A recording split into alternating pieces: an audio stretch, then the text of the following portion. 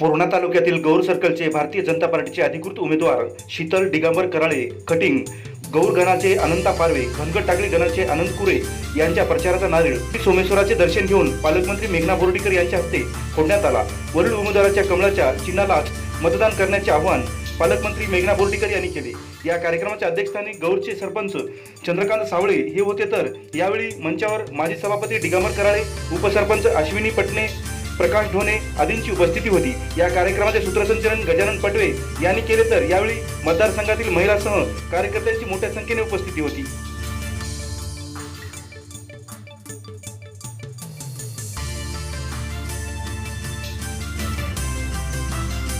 जिल्हा परिषद निवडणूक संदर्भात प्रचारासाठी इथे उपस्थित असणारे माननीय नामदार मेघना दिदी बोर्डीकर,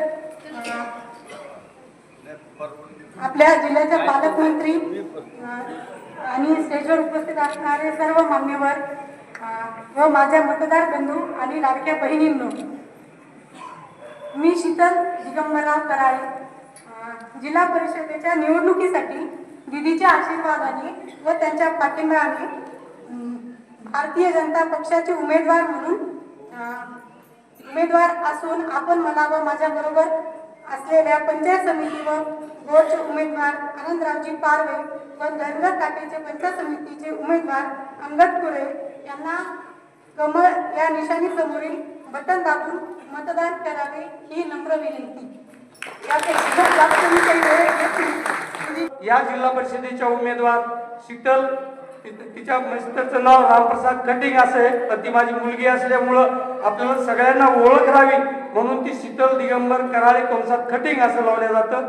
त्याचबरोबर या पंचायत समितीचे उमेदवार आनंदरावजी पारवे, दुसऱ्या पंचायत समितीचे उमेदवार अंगदरावजी कुरे, ह्या सगळ्यांना आपल्याला कमळाच्या बटावर याच्यात कमळाच्या चिन्हाच्या समोरचं बटन दाबून येणाऱ्या 7 तारखेला निवडून द्यायचे। बनवल्याशिवाय आम्ही शांत बसणार नाही हा विश्वास तुम्हाला मी देते। या गावामध्ये मी आली होती, आमच्या काही बहिणी, खुद्द ऊर्जा मंत्री इथं तुमची काळजी घ्यायला आहे। आपल्या पूर्णा तालुक्यामध्ये देसाई साहेब आपण नवीन उपकेंद्र गोळेगावला चालू केलं, अतिरिक्त पॉवर ट्रान्सफॉर्मर माठेगाव, कंठेश्वर, बाणेगाव, कंठेश्वर वाले पण इथं आलेले आहेत। कंठेश्वर, बाणेगाव, पिंपळा, सारंगी, कावलगाव, ताडकळस ह्या सगळ्या गावांमध्ये या सगळ्या उपकेंद्रांना आपण 5 MVA चे नवीन ॲडिशनल ट्रान्सफॉर्मर दिले, जेणेकरून ऊर्जेची कमतरता राहणार नाही। तुमच्याकडे तर एवढं ऊसाची शेती आहे, नगदी पीक तुम्ही घेतात, भरभरून मोटर आहे, अजून किती मोटर वाढवायच्या वाढवा। ऊर्जा मंत्री दिदी आहे, आणखीन ट्रान्सफॉर्मर लावणार, आणखीन 33 kV नवीन मंजुरी देणार। तुमच्या विजेच्या समस्या पुढची 50 वर्ष कुठल्याच येणार नाही असं काम आपल्याला ह्या गौर सर्कल मध्ये उभं करायचं आहे। आणि हा गावातून मोठा जो सगळ्यांच्या घरावरून गेलेला आहे ना, तुम्हाला माफी मागते की थोडा उशीर झाला, पण 15 दिवसाच्या आत तुमची ही तार काढून घेण्यासाठी मी स्वतः लक्ष घालून काम करेल। पण अनंत भाऊ, तुम्ही सुद्धा मला उद्या फोन करा अधिकारी आले की नाही म्हणून, काळजी करू नका। आपल्या इथं अनेक कामं आपल्याला येणाऱ्या दिवसांमध्ये करायची। ही मंडळी येईल, आताच कराळे साहेबांनी सांगितलं यांच्याकडे काही नाही, फक्त नोटा उचललेल्या आहेत। त्यांना वाटतंय की काय रात्रीच्या दिवसा पार्ट्या द्यायच्या, आखाड्यावर हातावर काहीतरी चिरीमिरी ठेवायची, पुन्हा 5 वर्ष आपल्याला बघायला ती मंडळी येणार नाही।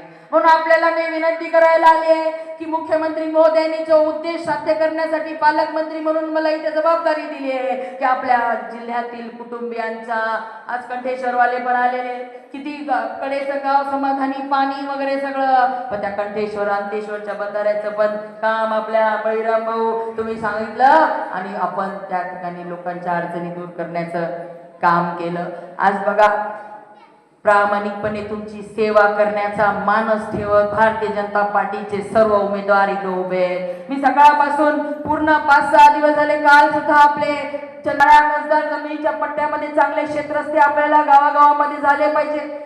दिवसा वीज आता आपल्याला मिळायला लागलेले, काही थोड्या बहुत विजेच्या समस्या असतील त्या सुद्धा सोडून घ्यायचा तुम्हाला मी शब्द देते। पण एवढंच नाही तर शेतमाल प्रक्रिया उद्योग, जसं ऊसाचं तुम्ही जिल्हा परिषदला उमेदवार दिले, त्यासाठी तुम्ही कमळाला मतदान करणार का? तरुण बघा, तरुण भाऊच म्हणले, आमच्या लाडक्या बहिणीला काय कळलं नाही।